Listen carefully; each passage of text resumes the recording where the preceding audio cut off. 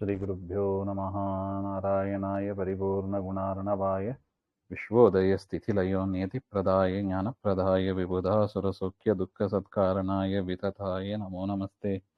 नारायणं सुरगुरुं जगदेकनाथं भक्तप्रियं सकललोकनमस्कृतं च त्रैगुण्यवर्जितमजं विभुमाद्यमीशं वन्दे भवघ्नममरासुरसिद्धवन्द्यं नारायणं नमस्कृत्य नरं चैव नरोत्तमं देवीं सरस्वतीं व्यासं ततो जयमुदीरये। कृष्णाय वासुदेवाय हरये परमात्मने प्रणतः क्लेशनाशाय ಗೋವಿಂದಾಯ ನಮೋ ನಮಃ. ಶ್ರೀ ಗುರುಭ್ಯೋ ನಮಃ. ಶ್ರೀಮನ್ ಮಹಾಭಾರತ ತಾತ್ಪರ್ಯ ನಿರ್ಣಯ 2ನೇ ಅಧ್ಯಾಯದಲ್ಲಿ 61ನೇ ಶ್ಲೋಕ. ಸೃಷ್ಟಾ ಬ್ರಹ್ಮಾದಯೋ ದೇವಾಃ ನಿಹತಾಃ ಯೇನ ದಾನವಾಃ ತಸ್ಮೈ ದೇವಾದಿದೇವಾಯ ನಮಸ್ತೆ ಶಾರ್ಂಗಧಾರಿಣೆ. ಹಾಗೆ ಅಂತ ನಿನ್ನೆ ನೋಡಿದ್ದೀವಿ. ಇದರದ್ದು ಶ್ಲೋಕದ ಅಭಿಪ್ರಾಯ ಮೇಲ್ನೋಟಕ್ಕೆ ಹಿಂಗಿರ್ತದೆ. ಬ್ರಹ್ಮಾದಿ ದೇವತೆಗಳನ್ನ ಸೃಷ್ಟಿ ಮಾಡುವವನಾದ, ದೈತ್ಯರನ್ನ ಸಂಹಾರ ಮಾಡುವವನಾದ ಪರಮಾತ್ಮ, ದೇವತೆಗಳಿಗೂ ಒಡೆಯನಾದ ಸ್ವಾಮಿಗೆ ನಮಸ್ಕಾರ, ಹಾಗೆ ಅಂತ. ಇದು ಮಹಾಭಾರತದಲ್ಲಿ ಬರುವ ಒಂದು ಶ್ಲೋಕ. ಅದರ ಅರ್ಥವನ್ನು ಆಚಾರ್ಯರೇ ಮುಂದಿನ 2 ಶ್ಲೋಕಗಳಲ್ಲಿ ಹೇಳ್ತಾರೆ. ಸೃಷ್ಟೃತ್ವಂ ದೇವಾನಾಂ ಮುಕ್ತಿ ಸೃಷ್ಟೃತ್ವಂ ಉಚ್ಯತೆ ನಾನ್ಯತ್ ಉತ್ಪತ್ತಿ ದೈತ್ಯಾನಾಮಪಿ ಯಸ್ಮಾತ್ ಸಂಹಿತಾ ವಿಶೇಷಃ ಅಯಂ. ಹಾಗೆ ಅಂತ ಪದವಿಭಾಗ. ಸೃಷ್ಟೃತ್ವಂ ದೇವಾನಾಂ ಮುಕ್ತಿ ಸೃಷ್ಟೃತ್ವಂ ಉಚ್ಯತೆ ನ ಅನ್ಯತ್ ಉತ್ಪತ್ತಿ ದೈತ್ಯಾನಾಮಪಿ ಯಸ್ಮಾತ್ ಸಂಹಿತಾ ವಿಶೇಷಃ ಅಯಂ. ಹಾಗೆ ಅಂತ ಅಂದ್ರೆ ಸೃಷ್ಟ ಬ್ರಹ್ಮಾದಿಯೋ ದೇವಾ ಅಂದ್ರೆ ಬ್ರಹ್ಮಾದಿ ದೇವತೆಗಳನ್ನ ಸೃಷ್ಟಿ ಮಾಡುವವ ಅಂತ ಅರ್ಥ ನಾವು ನೋಡಿದ್ದೀವಿ. ಯಾಕೆ ದೇವತೆಗಳು ಮಾತ್ರ ಸೃಷ್ಟರಾಗುತ್ತಾರಾ, ದೈತ್ಯರು ಸೃಷ್ಟರಾಗೋದಿಲ್ಲವಾ ಹಾಗೆ ಅಂತ ಹೇಳಿದ್ರೆ, ಹೌದು, ಎಲ್ಲರನ್ನೂ ಸೃಷ್ಟಿ ಮಾಡ್ತಾನೆ. ಮತ್ತೆ ದೇವತೆಗಳನ್ನು ಸೃಷ್ಟಿ ಮಾಡ್ತಾನೆ ಅಂದ್ರೆ ಏನ್ ಅರ್ಥ ಅದು? ಹಾಗೆಂದ್ರೆ ಅದಕ್ಕೆ ಆಚಾರ್ಯ ಹೇಳ್ತಾರೆ, ಸೃಷ್ಟೃತ್ವಂ ದೇವಾನಾಂ, ದೇವತೆಗಳನ್ನ ಸೃಷ್ಟಿ ಮಾಡೋದು ಹಾಗೆಂದ್ರೆ ಏನರ್ಥ? ಮುಕ್ತಿ ಸೃಷ್ಟೃತ್ವಂ ಉಚ್ಯತೆ, ದೇವತೆಗಳಿಗೆ ಮೋಕ್ಷವನ್ನ ಉಂಟು ಮಾಡ್ತಾನೆ ಅಂತ ಅರ್ಥ. ಮುಕ್ತೇಹೇ ಸೃಷ್ಟೃತ್ವಂ ಮುಕ್ತಿ ಸೃಷ್ಟೃತ್ವಂ ಹಾಗೆ ಆದರ ಸ್ವಾಮಿಗಳು ಬರೀತಾರೆ. ಏವಂಚ ಬಂಧಧ್ವಂಸಾಖ್ಯ ಮುಕ್ತಿ ಸೃಷ್ಟಿಮಂತಹ ಕೃತ ಇತಿ ಮೂಲಸ್ಯ ಅರ್ಥ ಸೂಚಿತ. ಅಂದ್ರೆ ಮುಕ್ತಿ ಸೃಷ್ಟಿ ಮಾಡ್ತಾನೆ ಅಂದ್ರೆ ಏನಾಗಿದೆ? ಮೊದಲು ಬಂಧನದಲ್ಲಿ ಇದ್ದಾರೆ. ಬ್ರಹ್ಮಾದಿ ದೇವತೆಗಳು ಬಂಧನದಲ್ಲಿ ಇದ್ದಾರೆ, ಸಂಸಾರಾವಸ್ಥೆಯಲ್ಲಿ ಇದ್ದಾರೆ. ಅವರಿಗೆ ಇರತಕ್ಕ ಬಂಧನವನ್ನ ಧ್ವಂಸ ಮಾಡಿ ಪರಮಾತ್ಮ ಅವರಿಗೆ ಮೋಕ್ಷವನ್ನ ಅನುಗ್ರಹ ಮಾಡ್ತಾನೆ. ಅದನ್ನೇ ದೇವತೆಗಳಿಗೆ ಮೋಕ್ಷ ಸೃಷ್ಟಿ ಅಂತ ಹೇಳೋದು. ಹಂಗಂದ್ರೆ ಇದ್ರ ಮೇಲೆ ಪ್ರಶ್ನೆ, ಅಸುರರಿಗೆ ಮೋಕ್ಷ ಆಗೋದಿಲ್ವಾ ಹಾಗೆಂತ ಹೇಳಿದ್ರೆ ಹೌದು, ಅದನ್ನ ಹೇಳ್ತಾ ಇದ್ದಾರೆ ನೋಡಿ. ಅತಚ ದೈತ್ಯಹತಿ ತಮಸಿ ಸ್ಥಿರ. ಅತಚ ತಸ್ಮಾದೇವ ದೈತ್ಯಹತಿ, ದೈತ್ಯ ಹನನಂ, ದೈತ್ಯರನ್ನ ಸಂಹಾರ ಮಾಡೋದು ಹಾಗೆಂದ್ರೆ ಏನರ್ಥ? ತಮಸಿ ಸ್ಥಿರ ನಿತ್ಯ ನಿಯತ ಸಂಸ್ಥಿತಿ ನಿಯಮೇನ ಅವಸ್ಥಾನಮೇವ ಅನ್ಯತಾ ದೇಹ ವಿಯೋಗ ನ. ಹಾಗೆ ನೋಡಿ, ಶ್ಲೋಕದ ಪದಚ್ಛೇದ ಹೀಗಿದೆ. ಅಥ ಚ ದೈತ್ಯಹತಿ ತಮಸಿ ಸ್ಥಿರ ನಿಯತ ಸಂಸ್ಥಿತಿ ಏವ ನ ಚ ಅನ್ಯಥಾ ತನು ವಿಭಾಗ ಕೃತಿ ಸಕಲೇಶು ಇಯಂ ನಹಿ ವಿಶೇಷಕೃತ ಸುರದೈತ್ಯಗ. ಹಾಗೆ ಅಂದ್ರೆ ಒಟ್ಟು ಏನ್ ಹೇಳಿದಂತೆ ಆಯ್ತು? ಹಾಗೆಂದ್ರೆ ದೈತ್ಯರನ್ನ ಸಂಹಾರ ಮಾಡೋದು ಹಾಗೆಂದ್ರೆ ಏನರ್ಥ? ದೈತ್ಯರನ್ನ ಮಾತ್ರ ಸಂಹಾರ ಮಾಡ್ತಾನ, ದೇವತೆಗಳನ್ನ ಸಂಹಾರ ಮಾಡೋದಿಲ್ಲವಾ? ಪ್ರಳಯ ಕಾಲದಲ್ಲಿ ಎಲ್ಲರನ್ನೂ ಸಂಹಾರ ಮಾಡ್ತಾನೆ. ಮತ್ತು ದೈತ್ಯರನ್ನ ಸಂಹಾರ ಮಾಡ್ತಾನೆ ಅಂದ್ರೆ ಏನರ್ಥ? ಹಾಗೆಂದ್ರೆ ದೈತ್ಯರನ್ನ ತಮಸ್ಸಿನಲ್ಲಿ ಇಡ್ತಾನೆ ಅಂತ ಅಷ್ಟೇ ಅರ್ಥ ಹೊರತು ದೇಹವಿಯೋಗ ರೂಪವಾದ ಸಂಹಾರ ಅಂತ ಅರ್ಥ ಅಲ್ಲ. ಯಾಕೆ? ಅದು ದೇವತೆಗಳಿಗೂ ಕೂಡ ಅದು ಸಕಲೇಶು ದೇವ ಮನುಷ್ಯ ದೈತ್ಯೇಶು ವರ್ತತೇಹಿ ಅಂತ ಬರೀತಾರೆ ನೋಡಿ, ಜನಾರ್ದನೀಯದಲ್ಲಿ ಇದೆ. ದೇವತೆಗಳು, ಮನುಷ್ಯರು, ದೈತ್ಯರು ಎಲ್ಲರಿಗೂ ಕೂಡ ದೇಹನಾಶ ಎನ್ನತಕ್ಕ ಆ ಒಂದು ನಾಶ ಇದ್ದೇ ಇರ್ತದೆ. ಸಂಸಾರ ಅವಸ್ಥೆ ಅಂದ್ರೆ ಹುಟ್ಟು ಸಾವು, ಅದು ಕಾಮನ್ ಅದು. ಅದರಿಂದ ದೇವತೆಗಳನ್ನ ಸೃಷ್ಟಿ ಮಾಡ್ತಾನೆ ಅಂದ್ರೆ ಏನರ್ಥ? ಮೋಕ್ಷವನ್ನು ಕೊಡ್ತಾನೆ ಅಂತ ಅರ್ಥ. ದೈತ್ಯರನ್ನ ಸಂಹಾರ ಮಾಡ್ತಾನೆ ಅಂದ್ರೆ ಏನರ್ಥ? ದೈತ್ಯರಿಗೆ ನಿತ್ಯ ನರಕವನ್ನ, ತಮಸ್ಸನ್ನು ಕೊಡ್ತಾನೆ ಹಾಗೆ ಅಂತ ಅರ್ಥ. ಈ ರೀತಿಯಾಗಿ ನಾವು ಅರ್ಥ ಮಾಡಬೇಕು ಹೊರತು ಮೇಲ್ನೋಟಕ್ಕೆ ತೋರಿದ ಅರ್ಥವನ್ನ ಮಾಡಬಾರದು ಅಂತ ಆಚಾರ್ಯ ನಮ್ಮನ್ನ ತಿದ್ದುತ್ತಾರೆ.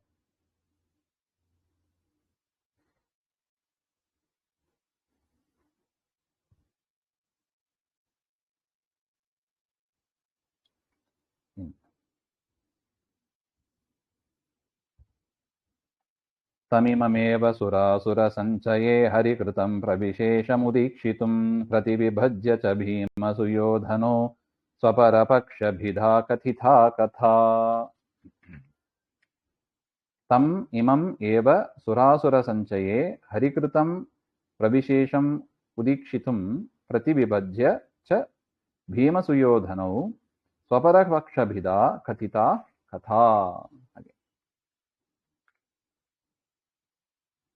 ನನು ಕೇವಲಂ ಅಸ್ಮದ್ವ್ಯಾಖ್ಯಾನಂ ಉಪಪತ್ತಿಃ ಸಿದ್ಧಂ ಇತ್ಯತಃ ಸೃಷ್ಟಿಹೇತುಶಬ್ದಃ ಮುಕ್ತಿತಮಃ ಪ್ರಧಾನಾರ್ಥಕಃ ಅಪಿತು ಭಾರತಕಥಾ ಪರ್ಯಾಲೋಚನ ಅಪಿ ದೇವೇಷ್ಟಸಾಧಕ ಅಸುರ ಅನಿಷ್ಟಸಾಧಕ ಸಾಧಕಃ ಇತಿ ಸಿದ್ಧೇ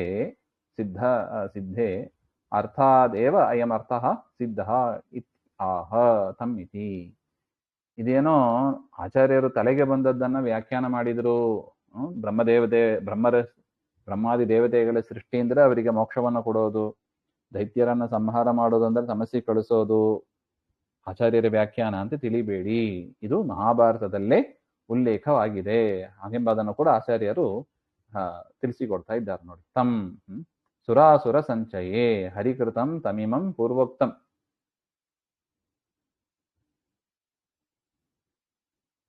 ದೇವದೈತ್ಯ ಸಮುದಾಯೇ ಹರಿಕೃತಂ ಅಂದ್ರೆ ಮಹಾಭಾರತ ಕಥೆ ಪೂರ್ತಿ ನೋಡಿದ್ರೆ ದೇವತೆಗಳು, ಪಾಂಡವರು ಅಂದ್ರೆ ಯಾರು? ಅವರೆಲ್ಲ ದೇವತೆಗಳು, ಸ್ವತಃ ದೇವತೆಗಳು. ಅವರ ಪಕ್ಷದಲ್ಲಿ ಇದ್ದವರೆಲ್ಲ ದೇವತೆಗಳು ಅಂತಾರೆ. ದುರ್ಯೋಧನ ಯಾರು? ಅವನು ಅಸುರ. ಅವನ ಕಡೆ ಯುದ್ಧ ಮಾಡಿದವರು, ಅವನಿಗೆ ಸಪೋರ್ಟ್ ಮಾಡಿದವರು ಎಲ್ಲರೂ ಕೂಡ ಏನು ಅಸುರರು. ಹಾಗೆ ಅಂತ ಅಲ್ಲ, ಭೀಷ್ಮಾದಿಗಳು ಕೂಡ ಮಾಡಿದ್ದಾರಲ್ಲ, ಹಾಗೆಂದ್ರೆ ಅಸುರಾವೇಶದಿಂದ ಮಾಡಿದ್ದಾರೆ. ಸ್ವಾಭಾವಿಕವಾಗಿ ಅಸುರರಲ್ಲ, ತಾತ್ಕಾಲಿಕ ಒಂದು ಅಸುರ ಪ್ರಭಾವದಿಂದ ಅವರು ಮಾಡಿದ್ದಾರೆ ಅಂತ. ಒಟ್ಟು ಭೀಮನ ಕಡೆಯವರು, ಪಾಂಡವರ ಕಡೆಯವರು ಅಂದ್ರೆ ದೇವತೆಗಳು. ಅಸುರರ ದುರ್ಯೋಧನ ಹಾಗೆ ಅಂದ್ರೆ ಅವರ ಪಕ್ಷ ಅಂದ್ರೆ ಅವರೆಲ್ಲರೂ ಕೂಡ ಅಸುರರು ಹಾಗೆ ಅಂತ. ಅದರಿಂದ ದೇವದೈತ್ಯ ಸುರಾಸುರ ಸಂಚಯ ಅಂದ್ರೆ ಏನು? ದೇವದೈತ್ಯ ಸಮುದಾಯೇ, ದೇವತೆಗಳ ಗುಂಪು, ದೇವತೆಗಳ ಟೀಮ್, ದೈತ್ಯರ ಒಂದು ಟೀಮ್. ಈ ರೀತಿಯಾಗಿ ಮಾಡಿ ಹರಿಕೃತಂ ವ್ಯಾಸೇನ ಕೃತಂ ವಿವಕ್ಷಿತಂ, ವೇದವ್ಯಾಸರಿಂದಲೇ ಈ ರೀತಿಯಾಗಿ ಒಂದು ಹೇಳಲ್ಪಟ್ಟಿದೆ ಹಾಗೆ ಅಂತ ಹೇಳ್ತಾರೆ. ದೇವಾನಾಂ ಮುಕ್ತಿದಾತೃತ್ವಂ ದೈತ್ಯಾನಾಂ ತಮೋದಾತೃತ್ವಂ ರೂಪಂ ವಿಶೇಷಂ ಉದೀಕ್ಷಿತಂ. ದೇವತೆಗಳಿಗೆ ನಾನು ಮೋಕ್ಷವನ್ನೇ ಕೊಡೋದು, ದೈತ್ಯರಿಗೆ ಸಮಸ್ಯೆ ಕೊಡೋದು ಎಂಬ ಅದನ್ನ ಸ್ಪಷ್ಟಪಡಿಸುವುದಕ್ಕಾಗಿ ಈ ರೀತಿಯಾಗಿ ಒಂದು ವಿಚಾರವನ್ನ ವೇದವ್ಯಾಸರು ಮಹಾಭಾರತದಲ್ಲಿ ತಿಳಿಸಿದ್ದಾರೆ ಈಗ ಹೇಳುವುದಕ್ಕಾಗಿ. ಸಂಚಯ ಅಂದ್ರೆ ಟೀಮ್ ಗುರುಗಳ ಟೀಮ್ ಗುಂಪು.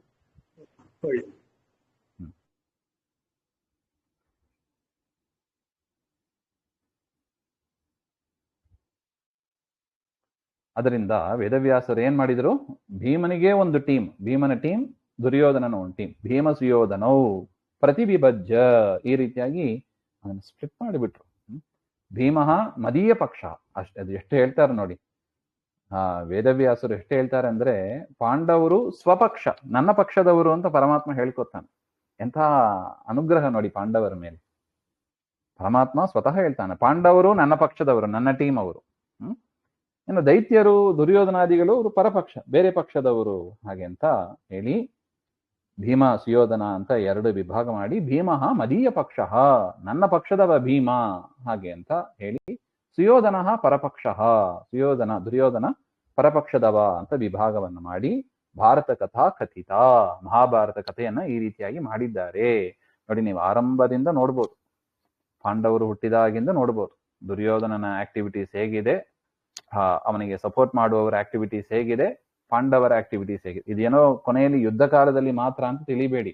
ಅದಕ್ಕೆ ಮಹಾಭಾರತ ಕಥಾ ಅಂತ ಹೇಳ್ತಾರೆ. ಇಡೀ ಮಹಾಭಾರತವನ್ನು ಅನಲೈಸ್ ಮಾಡಿದರೆ ನಮಗೆ ಗೊತ್ತಾಗ್ತದೆ ಯಾರ್ಯಾರು, ಶಕುನಿ ಇರ್ಬೋದು, ಜರಾಸಂಧ ಇರ್ಬೋದು, ಕಂಸ ಇರ್ಬೋದು, ಯಾರ್ಯಾರು ಇದ್ದರೋ ಅವರೆಲ್ಲ ಭೀಮನನ್ನ ಅಪೋಸ್ ಮಾಡಿದವರೆಲ್ಲ ಒಂದು ಪಕ್ಷ, ಭೀಮನಿಗೆ ಸಪೋರ್ಟ್ ಮಾಡಿದವರೆಲ್ಲ ಒಂದು ಪಕ್ಷ, ಹಾಗೆ ಅಂತ. ಅದು ನನ್ನ ಪಕ್ಷ, ಭೀಮನ ಪಕ್ಷ ನನ್ನ ಪಕ್ಷ ಅಂತ ಪರಮಾತ್ಮ ಹೇಳ್ಕೊತಾನೆ. ಈ ರೀತಿಯಾಗಿ ಮಹಾಭಾರತ ಕಥೆ ಇದೆ. ತಸ್ಮಾದಯಂ ವಿಶೇಷ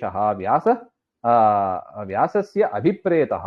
ಅದರಿಂದ ನಾವೇನ್ ಹೇಳ್ತೀವಿ, ದೇವತೆಗಳಿಗೆ ಮೋಕ್ಷ ಇದೆ, ದೈತ್ಯರಿಗೆ ತಮಸ್ಸಿದೆ ಹಾಗೆ ಅಂತ ಮಹಾಭಾರತ ಕಥಾ ಅನಲೈಸ್ ಮಾಡಿದರೆ ನಮಗೆ ಗೊತ್ತಾಗ್ತದೆ ವೇದವ್ಯಾಸರ ಅಭಿಪ್ರಾಯ ಹಾಗೇ ಇದೆ ಹಾಗೆ ಇತಿ ಜ್ಞಾಯತೆ. ತಥಾ ಚ ಬ್ರಹ್ಮಾದೀನಾಂ ಮುಕ್ತಿದಾತೃತ್ವೇನ ಕಲ್ಯಾದೀನಾಂ ತಮೋದಾತೃತ್ವೇನ ಚ. ಬ್ರಹ್ಮಾದಿಗಳಿಗೆ ಮೋಕ್ಷವನ್ನು ಕೊಡುವುದರಿಂದ, ಕಲಿ ಮೊದಲಾದವರಿಗೆ ತಮಸ್ಸನ್ನು ಕೊಡುವುದರಿಂದ ಭಗವತಃ ಮಾಹಾತ್ಮ್ಯತ್ಮವೇವ ಭಾರತ ವಾಕ್ಯೆ ಅವಗಮ್ಯತೆ. ಪರಮಾತ್ಮನ ಮಹಿಮೆಯೇ ಮಹಾಭಾರತದಲ್ಲಿ ನಮಗೆ ಗೊತ್ತಾಗ್ತದೆ ನೋಡಿ. ಭೀಮನ ಕಡೆಯವರಿಗೆ ಏನ್ ಸಿಕ್ತು? ಮೋಕ್ಷವೇ ಸಿಕ್ತು.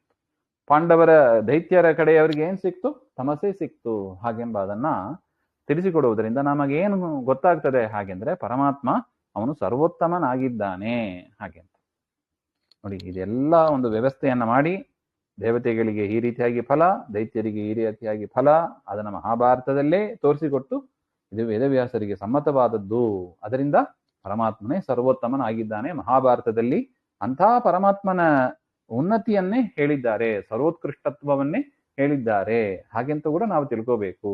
ಇದೇನೋ ಕೌರವರ ಪಾಂಡವರ ಕತೆ ಅಂತ ತಿಳಿಯಬೇಡಿ ನೋಡಿ.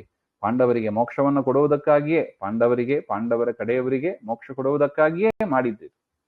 ಎಷ್ಟು ಹೇಳ್ತಾರಂದ್ರೆ, ಯಾರು ಪಾಂಡವರ ಕಡೆ ಸೇರಿ ಯುದ್ಧ ಮಾಡಿದ್ರು ಅವರಿಗೆ ಮೋಕ್ಷದಲ್ಲಿ ಅಧಿಕ ಆನಂದವನ್ನು ಕೊಡ್ತಾನಂತೆ ಪರಮಾತ್ಮ. ಅಷ್ಟು ವಿಶೇಷ ಇದೆ ಆ ಮಹಾಭಾರತದ ಯುದ್ಧದಲ್ಲಿ ಅಂತ ಹೇಳ್ತಾರೆ.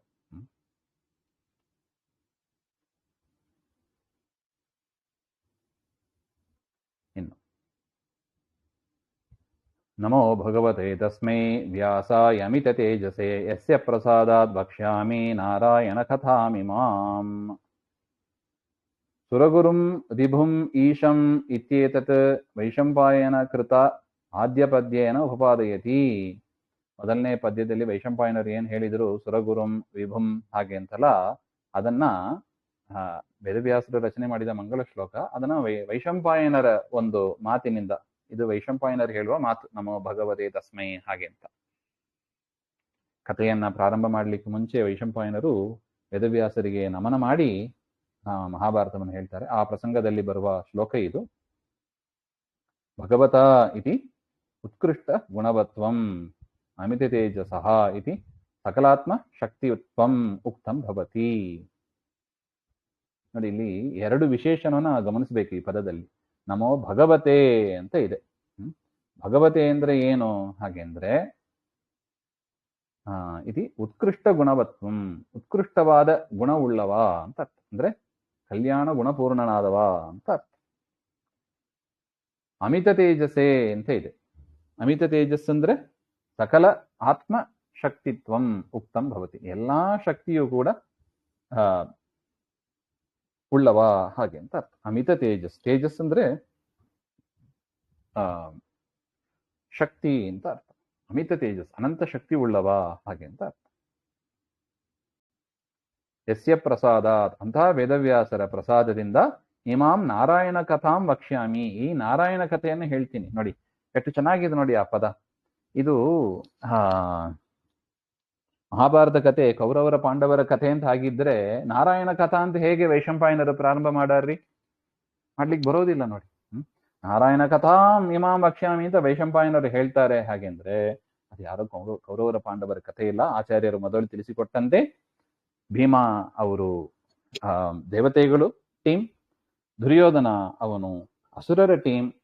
ದೇವತೆಗಳಿಗೆ ಮೋಕ್ಷ, ಅಸುರರಿಗೆ ತಮಸ್ಸು, ಇದನ್ನು ಕೊಡತಕ್ಕ ಸರ್ವ ಸಮರ್ಥನಾದವ ಪರಮಾತ್ಮನೇ ಹಾಗೆಂಬ ಅದನ್ನು ತೋರಿಸಿಕೊಡುವುದೇ ಮಹಾಭಾರತದ ಇಂಟೆನ್ಷನ್.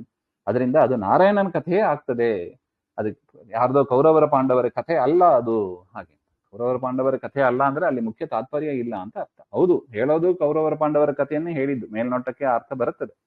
ಆದ್ರೆ ನಿಜವಾದ ಅರ್ಥ ಏನು, ಮುಖ್ಯ ಅರ್ಥ ಏನು ಹಾಗೆಂದ್ರೆ ನಾರಾಯಣ ಕಥಾಂ, ನಾರಾಯಣ ಕಥೆಯನ್ನು ಹೇಳ್ತೇನೆ ಅಂತ ವೈಶಂಪಾಯನರು ಪ್ರತಿಜ್ಞೆ ಮಾಡಿ ಹೇಳ್ತಾ ಇದ್ದಾರೆ. ವಾಸುದೇವಸ್ತು ಭಗವಾನ್ ಕೀರ್ತ್ಯತೇತ್ರ ಸನಾತನಃ ಪ್ರತಿಬಿಂಬಮಿವ ದರ್ಶೇಯಂ ಪಶ್ಯನ್ ಯಂ ಪಶ್ಯಂತಿ ಆತ್ಮನಿ ಸ್ಥಿತಂ ವಾಸುದೇವಃ ತು ಭಗವಾನ್ ಕೀರ್ತ್ಯತೆ ಅತ್ರ ಸನಾತನಃ ಪ್ರತಿಬಿಂಬಂ ಇವ ಆದರ್ಶೆ ಯಂ ಪಶ್ಯಂತಿ ಆತ್ಮನಿ ಸ್ಥಿತಂ. ವಿಷ್ಣೋಃ ಸರ್ವಭಾರತ ಪ್ರತಿಪಾದ್ಯತ್ವೇ ಭಾರತವಾಕ್ಯಂ ಉದಾಹರತಿ. ವಿಷ್ಣುವೇ ಇಡೀ ಮಹಾಭಾರತದ ಪ್ರತಿಪಾದ್ಯ. ಅಂದ್ರೆ ಮಹಾಭಾರತ ಯಾರನ್ನು ಹೇಳುತ್ತದೆ? ಪರಮಾತ್ಮನನ್ನೇ ಹೇಳುತ್ತದೆ, ಕೃಷ್ಣನನ್ನೇ, ವಿಷ್ಣುವನ್ನೇ ಹೇಳುತ್ತದೆ ಎಂಬ ಅದಕ್ಕೆ ನೋಡಿ ಇದೆ ಪ್ರಮಾಣ. ನೋಡಿ, ವಾಸುದೇವ ಇತಿ ಸಹ ಸನಾತನಃ, ಅನಾದಿ ನಿತ್ಯನಾದ ಭಗವಾನ್ ವಾಸುದೇವ ಅತ್ರ ಭಾರತೆ ಕೀರ್ತ್ಯತೆ. ಅತ್ರ ಅಂದ್ರೆ ಮಹಾಭಾರತ, ಮಹಾಭಾರತದಲ್ಲಿ ಕೀರ್ತ್ಯತೆ ಕೊಂಡಾಡಲ್ಪಡುತ್ತಾನೆ ಅಂತ. ಸಹ ಕಹ ಇತ್ಯತಃ ದೃಷ್ಟಾಂತಪೂರ್ವಕಂ ತಮಾಹ. ಯಾರವನು ವಾಸುದೇವ ಹಾಗೆಂದ್ರೆ ಅದಕ್ಕೆ ಒಂದು ದೃಷ್ಟಾಂತವನ್ನು ಕೊಡ್ತಾ ಇದ್ದಾರೆ. ಋಷಯಃ ಜ್ಞಾನಿಗಳು ಆತ್ಮನಿ ಸ್ಥಿತಂ ಅಂದ್ರೆ ಜೀವನಲ್ಲಿ ಇರತಕ್ಕ ಪರಮಾತ್ಮನನ್ನ ಎಂ ಆದರ್ಶೆ ಪ್ರತಿಬಿಂಬಮಿವ ಪಶ್ಯಂತಿ. ಹೇಗೆ ಕನ್ನಡಿಯಲ್ಲಿ ಒಂದು ಪ್ರತಿಬಿಂಬ ಕಾಣುತ್ತದೋ ಅದೇ ರೀತಿಯಾಗಿ ಜೀವನಲ್ಲಿ ಇರತಕ್ಕ ಆ ಪರಮಾತ್ಮನನ್ನ ಜ್ಞಾನಿಗಳು ಕಾಣ್ತಾರೆ ಹಾಗೆ ಅಂತ. ಅಂದ್ರೆ ಏನು? ಪರಮಾತ್ಮ ಬಿಂಬ, ಜೀವ ಪ್ರತಿಬಿಂಬ ಹಾಗೆ ಋಷಿಗಳು ಹಾಗೆ ಕಾಣುತ್ತಾರೆ ಹಾಗೆ. ಅಂದ್ರೆ ಏನ್ ಅರ್ಥ ಬಂತು? ಪರಮಾತ್ಮ ಬಿಂಬ ಪ್ರತಿಬಿಂಬ, ಪರಮಾತ್ಮನಿಗೂ ಜೀವನಿಗೂ ಏನು ಸಂಬಂಧ ಹಾಗೆ ಅಂದ್ರೆ ನಮಗೂ ದೇವರಿಗೆ ಏನ್ ಸಂಬಂಧ ರೀ ಹಾಗೆ ಅಂದ್ರೆ ಏನ್ ಹೇಳ್ಬೇಕು ನಾವು? ಬಿಂಬ ಪ್ರತಿಬಿಂಬ ಭಾವ ಸಂಬಂಧ ಅಂತ ಹೇಳ್ಬೇಕು. ಅಂದ್ರೆ ಏನರ್ಥ? ಬಿಂಬ ಇದ್ರೆ ಪ್ರತಿಬಿಂಬ ಇರುತ್ತದೆ, ಬಿಂಬ ಕೆಲಸ ಮಾಡಿದ್ರೆ ಪ್ರತಿಬಿಂಬ ಕೆಲಸ ಮಾಡ್ತದೆ. ಈಗ ನೋಡಿ, ಕನ್ನಡಿ ಮುಂದೆ ನಿಂತ್ಕೊಂಡು ಕೈ ಅಲುಗಾಡಿಸಿದ್ರೆ, ಎಡಗೈ ಅಲುಗಾಡಿಸಿದ್ರೆ ಅದು ಪ್ರತಿಬಿಂಬದಲ್ಲೂ ಕೈ ಮೇಲಕ್ಕೆ ಹೋಗ್ತದೆ. ವ್ಯತ್ಯಾಸ ಆಗ್ಬೋದು, ಎಡಗೈ ಮಾಡಿದ್ರೆ ಬಲಗೈ ಮಾಡ್ತದೆ, ಬಲಗೈ ಮಾಡಿದ್ರೆ ಎಡಗೈ ಮಾಡ್ತದೆ. ಬಿಂಬ ಪ್ರತಿಬಿಂಬಕ್ಕೆ ವ್ಯತ್ಯಾಸ ಇದೆ. ಆದರೂ ಪ್ರತಿಬಿಂಬದಲ್ಲಿ ಏನಾದ್ರು ಒಂದು ಕೆಲಸ ಕ್ರಿಯೆ ಆಗಬೇಕು ಅಂದ್ರೆ ಎಲ್ಲಿ ಆಗಬೇಕು? ಬಿಂಬದಲ್ಲಿ ಆಗಬೇಕು. ಬಿಂಬ ಪ್ರತಿಬಿಂಬದ ಭಾವದ ಅರ್ಥ ಅಂದ್ರೆ ಅದೇ ಏನು? ಪರಮಾತ್ಮ ಒಳಗಿದ್ದು ಮಾಡಿಸಿದರೆ ನಾವು ಮಾಡ್ತೀವಿ. ಪ್ರತಿಬಿಂಬದಲ್ಲಿ ಏನಾರು ಚೇಂಜಸ್ ಮಾಡಬೇಕು ಅಂದ್ರೆ ಬಿಂಬದಲ್ಲೇ ಚೇಂಜ್ ಆಗಬೇಕು. ಬಿಂಬದಲ್ಲಿ ಚೇಂಜ್ ಆಗಿಲ್ಲ ಅಂದ್ರೆ ಪ್ರತಿಬಿಂಬದಲ್ಲಿ ಚೇಂಜ್ ಆಗೋದಿಲ್ಲ. ಹೇಗೋ ಕನ್ನಡದಲ್ಲಿ ಹಾಗೆ ಇದೆ.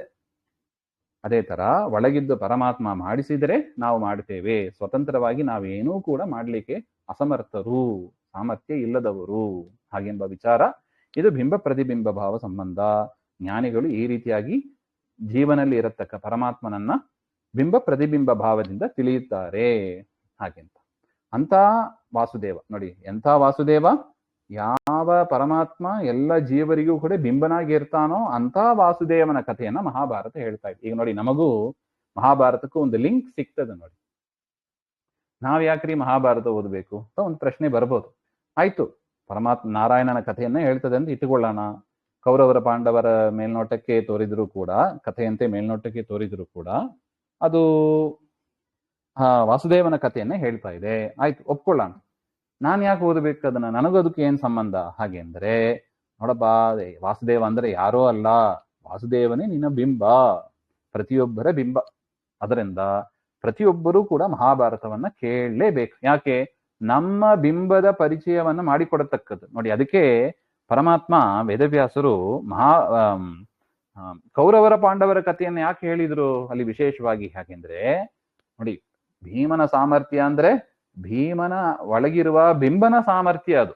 ನಾವೀಗಲೇ ನೋಡಿದೀವಿ, ಪ್ರತಿಬಿಂಬದಲ್ಲಿ ಭೀಮಸೇನ ದೇವರಲ್ಲಿ ಏನಾದ್ರು ಕ್ರಿಯೆ ಆಗಬೇಕು ಅಂದ್ರೆ ಒಳಗಿಂದ ಬಿಂಬದಲ್ಲಿ ಆಗಬೇಕು.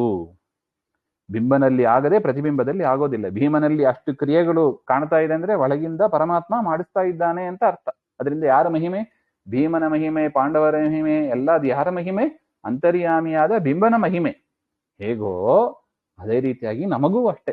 ನಮ್ಮ ಒಳಗಿದ್ದು ಬೆಳಿಗ್ಗೆಯಿಂದ ರಾತ್ರಿ ತನಕ, ತಿಂಗಳ ಆರಂಭದಿಂದ ತಿಂಗಳ ಕೊನೆಯ ತನಕ, ವರ್ಷದ ಆರಂಭದಿಂದ ವರ್ಷದ ಕೊನೆಯ ತನಕ, ಹುಟ್ಟಿದ ಆರಂಭದಿಂದ ಸಾಯುವ ಕೊನೆಯ ಕ್ಷಣ ತನಕ ನಾವೇನೇನು ಮಾಡ್ತೀವಿ ಅದೆಲ್ಲವನ್ನು ಕೂಡ ಪರಮಾತ್ಮನೇ ಒಳಗಿದ್ದು ಮಾಡಿಸ್ತಾನೆ. ನಾಹಂಕರ್ತ ಹರಿಕರ್ತ ಎಂಬುವ ವಿಚಾರವನ್ನ ತಿಳಿಸಿಕೊಡತಕ್ಕದ್ದು ಅದು ಮಹಾಭಾರತ.